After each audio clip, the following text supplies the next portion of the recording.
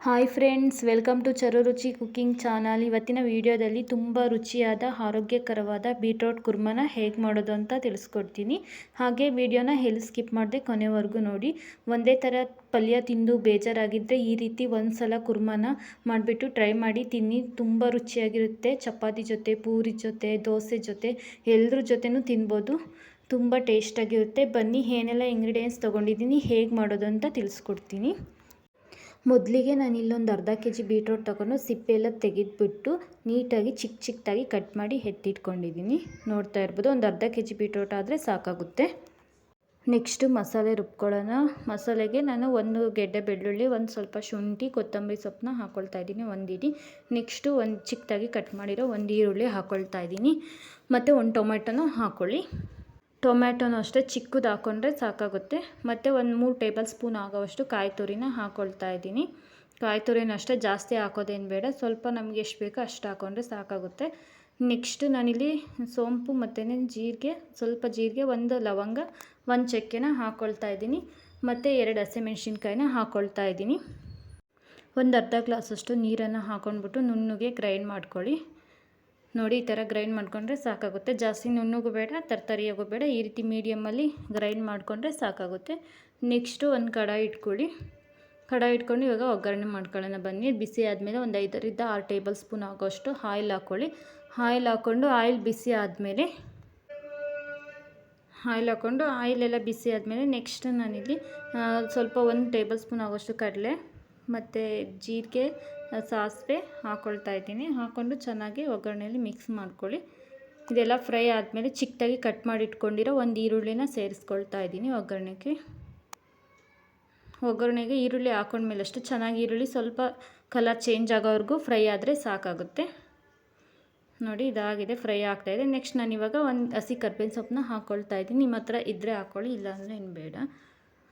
ಕರ್ಬೇವಿನ ಸೊಪ್ಪು ಹಾಕ್ಕೊಂಡು ಚೆನ್ನಾಗಿ ಒಂದು ಸಲ ಮಿಕ್ಸ್ ಮಾಡಿಕೊಂಡು, ಆವಾಗಲೇ ಹಚ್ಚಿಟ್ಕೊಂಡಿದ್ವಲ್ಲ ಬೀಟ್ರೋಟ್ನ, ಒಂದು ಅರ್ಧ kg ಆಗೋಷ್ಟು ಬೀಟ್ರೋಟ್ನ ತೊಗೊಂಡಿದ್ದೀನಿ ನಾನಿಲ್ಲಿ, ನೋಡ್ತಾ ಇರ್ಬೋದು. ಇವಾಗ ಬೀಟ್ರೋಟ್ನ ಇದು ಒಗ್ಗರಣೆಗೆ ಹಾಕ್ಕೊಂಡು ಚೆನ್ನಾಗಿ ಮಿಕ್ಸ್ ಮಾಡ್ಕೊಳ್ಳಿ. ಒಂದು ಸಲ ಒಗ್ಗರಣೆ ಎಲ್ಲ ಚೆನ್ನಾಗಿ ಮಿಕ್ಸ್ ಆಗಬೇಕು. ನೋಡಿ, ಚೆನ್ನಾಗಿ ಒಂದು ಸಲ ಮಿಕ್ಸ್ ಮಾಡ್ಕೊಂಡಾದಮೇಲೆ ಇದಕ್ಕೆ ಒಂದು ಒಗ್ಗರಣೆಗೆ ಎಷ್ಟು ಬೇಕೋ ಅಷ್ಟು ಉಪ್ಪು ಹಾಕ್ಕೊಳ್ಳಿ. ರುಚಿಗೆ ತಕ್ಕಷ್ಟು ನೋಡಿಬಿಟ್ಟು ನಾನು ಇಲ್ಲೊಂದು ಅರ್ಧ ಸ್ಪೂನ್ಗಿಂತ ಕಡಿಮೆ ಉಪ್ಪನ್ನ ಹಾಕ್ಕೊಳ್ತಾ ಇದ್ದೀನಿ. ಉಪ್ಪು ಹಾಕ್ಕೊಂಡು ಚೆನ್ನಾಗಿ ಒಂದು ಸಲ ಮಿಕ್ಸ್ ಮಾಡಿಕೊಂಡು ಇದನ್ನು ಮೀಡಿಯಮ್ ಫ್ಲೇಮಲ್ಲಿ ಇಟ್ಬಿಟ್ಟು ಇದು ಮೇಲ್ಗಡೆ ಒಂದು ಲಿಡ್ನ ಕ್ಲೋಸ್ ಮಾಡಿ ಏನಿಲ್ಲ ಅಂದರೂ ಒಂದು 2 ನಿಮಿಷ ಲೋ ಫ್ಲೇಮಲ್ಲಿ ಕುಕ್ ಮಾಡಬೇಕು. ಲೋ ಫ್ಲೇಮಲ್ಲಿಟ್ಟರೆ ತಳ ಇದೆಯಲ್ಲ ಬೇಗ ಸಾಫ್ಟಾಗಿ ಬೇಯುತ್ತೆ ಅಂತಷ್ಟೇ. ಮೀಡಿಯಮ್ ಫ್ಲೇಮಲ್ಲಾದರೂ ಇಟ್ಕೊಳ್ಳಿ. ನೋಡಿ, ಈ ಥರ ಕ್ಲೋಸ್ ಮಾಡಿ ನೆಕ್ಸ್ಟು ಓಪನ್ ಮಾಡಿ. ಸಾಫ್ಟಾಗಿ ಬೆಂದಿದೆ, ಸ್ವಲ್ಪ ಅಂದರೆ ಇನ್ನೂ ಒಂದು ಅರ್ಧ ಬೆಂದಿದೆ ಅಷ್ಟೇ.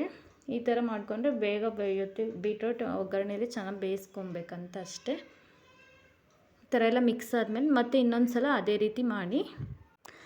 ರೀತಿ ಮಾಡಿಕೊಂಡು ನೆಕ್ಸ್ಟ್ ಇದು ಅಷ್ಟೇ ಸಾಫ್ಟ್ ಆಗಬೇಕು, ಮತ್ತು ಇನ್ನೊಂದು ಸ್ವಲ್ಪ ಸಾಫ್ಟ್ ಆಗಬೇಕು.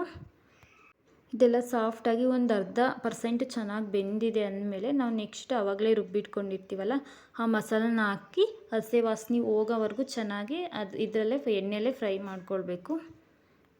ನೋಡಿ, ಮಸಾಲೆಲ್ಲ ಹಾಕ್ಕೊಂಡು ಚೆನ್ನಾಗಿ ಇದನ್ನು ಅಷ್ಟೇ ಚೆನ್ನಾಗಿ ಮಿಕ್ಸ್ ಮಾಡ್ಕೊಳ್ಬೇಕು. ಮಸಾಲೆ ಎಲ್ಲ ಹಾಕ್ಬಿಟ್ಟು ಇದಕ್ಕೆ ಮಸಾಲೆಗೆ ಉಪ್ಪು ಹಾಕಿರಲ್ವಲ್ಲ, ಇವಾಗ ಸ್ವಲ್ಪ ರುಚಿ ನೋಡಿಕೊಂಡು ಹಾಕ್ಕೊಳ್ಬೇಕು. ಉಪ್ಪು ಹಾಕ್ಬಿಟ್ಟು ಚೆನ್ನಾಗಿ ಒಂದು ಸಲ ಮಿಕ್ಸ್ ಮಾಡ್ಕೊಳ್ಬೇಕು. ಹಸಿ ಸ್ಮೆಲ್ಲೆಲ್ಲ ಹೋಗಬೇಕು, ಅಲ್ಲಿವರೆಗೂ ಮಿಕ್ಸ್ ಮಾಡಿಕೊಂಡು ಚೆನ್ನಾಗಿ ಮಿಕ್ಸ್ ಎಲ್ಲ ಆದಮೇಲೆ ನಾನು ಇದಕ್ಕೆ 1.5 ಟೇಬಲ್ ಸ್ಪೂನ್ ಆಗೋಷ್ಟು ಧನಿಯಾ ಪುಡಿನ ಹಾಕ್ಕೊಳ್ತಾ ಇದ್ದೀನಿ. ಧನಿಯಾ ಪುಡಿ ಮತ್ತು ಖಾರಕ್ಕೆ ಖಾರದ ಪುಡಿನ ಹಾಕ್ಕೊಳ್ಳಿ.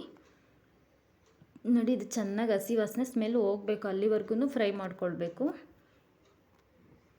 ಧನಿಯಾ ಪುಡಿ ಮತ್ತು ಖಾರದ ಪುಡಿ ಹಾಕಿದ ಮೇಲೆ ನೀರನ್ನ ನೋಡಿಕೊಂಡು ಹಾಕ್ಕೊಳ್ಬೇಕು. ಕನ್ಸಿಸ್ಟೆನ್ಸಿ ನೋಡ್ಕೊಂಡು ಗ್ರೇವಿಗೆ ಎಷ್ಟು ನೀರು ಬೇಕೋ ಅಷ್ಟನ್ನು ಮಾತ್ರ ಹಾಕ್ಕೊಳ್ಬೇಕು. ಜಾಸ್ತಿ ನೀರು ಹಾಕ್ಕೊಂಡ್ರೆ ನೀರು ಥರ ಸಾಂಬಾರು ಥರ ಆಗೋಗುತ್ತೆ. ಅದಕ್ಕಾಗಿ ನೀರು ಎಷ್ಟು ಬೇಕೋ ಅಷ್ಟೇ ಹಾಕ್ಕೊಳ್ಳಿ. ನೋಡಿ, ಈ ಥರ ಆದಮೇಲೆ ನಾನು ಅದೇ ಜಾರಿಗೆ ಸ್ವಲ್ಪ ನೀರು ಹಾಕ್ಕೊಂಡ್ಬಿಟ್ಟು ಮತ್ತು ಇನ್ನೊಂದು ಸ್ವಲ್ಪ ನೀರು ಹಾಕ್ಕೊಳ್ಳಿ. ಇನ್ನೊಂದು ಗ್ಲಾಸಷ್ಟು ಆಗೋಷ್ಟು ಹಾಕ್ಕೊಂಡ್ರೆ ಸಾಕಾಗುತ್ತೆ. ನೋಡಿ, ಈ ಥರ ಚೆನ್ನಾಗಿ ಒಂದು ಸಲ ಮಿಕ್ಸ್ ಮಾಡ್ಕೊಳ್ಬೇಕು. ನೋಡ್ತಾ ಇದ್ದು ಮಿಕ್ಸ್ ಮಾಡಿಕೊಂಡು ಇದಕ್ಕೆ ಮತ್ತೆ ಇನ್ನೂ ಅರ್ಧ ಗ್ಲಾಸಷ್ಟು ನೀರನ್ನು ಹಾಕ್ಕೊಳ್ತಾ ಇದ್ದೀನಿ. ನೀರು ಹಾಕ್ಬಿಟ್ಟು ಚೆನ್ನಾಗಿ ಒಂದು ಸಲ ಮಿಕ್ಸ್ ಮಾಡಿ ಮತ್ತೆ ಲಿಡ್ನ ಕ್ಲೋಸ್ ಮಾಡಿ ಒಂದು 5 ನಿಮಿಷ ಅಂತೂ ಕುಕ್ ಮಾಡೋಕ್ಕೆ ಬಿಡಬೇಕಿದು. ಸಾಫ್ಟಾಗಿ ಬೀಟ್ರೋಟ್ ಚೆನ್ನಾಗಿ ಬೇಯಬೇಕಲ್ಲ, ಅದಕ್ಕೆ. ನೋಡಿ ಇಷ್ಟು ಸಾಕಾಗುತ್ತೆ, ಇಷ್ಟು ನೀರಾದರೆ. ಇವಾಗ ಕ್ಲೋಸ್ ಮಾಡಿ ಒಂದು 5 ನಿಮಿಷ ಕುಕ್ ಮಾಡಿಕೊಂಡ್ರೆ ಸಾಕು. ನೋಡಿ ರೆಡಿಯಾಗಿದೆ, ಸಾಫ್ಟಾಗಿ ಚೆನ್ನಾಗಿ ಬೆಂದಿದೆ ಬೀಟ್ರೋಟು. ಇಷ್ಟು ಬೇಯಿಸ್ಕೊಂಡ್ರೆ ಸಾಕಾಗುತ್ತೆ. ನೋಡ್ತಾ ಇರ್ಬೋದು, ನೀರೆಲ್ಲ ಪರ್ಫೆಕ್ಟಾಗಿ ಕರೆಕ್ಟಾಗಿ ಆಗಿದೆ.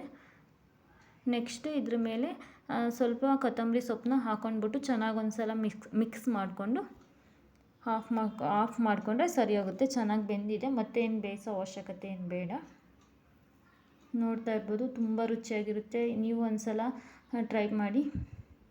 ಹಾಗೆ ನನ್ನ ಚಾನಲ್ ಯಾರೆಲ್ಲ ನೋಡ್ತಾ ಇದ್ದೀರಾ ಪ್ಲೀಸ್ ಸಬ್ಸ್ಕ್ರೈಬ್ ಮಾಡಿಕೊಡಿ. ವಿಡಿಯೋ ಇಷ್ಟ ಆದರೆ ಶೇರ್ ಮಾಡಿ, ಲೈಕ್ ಮಾಡಿ, ಕಮೆಂಟ್ ಮಾಡಿ.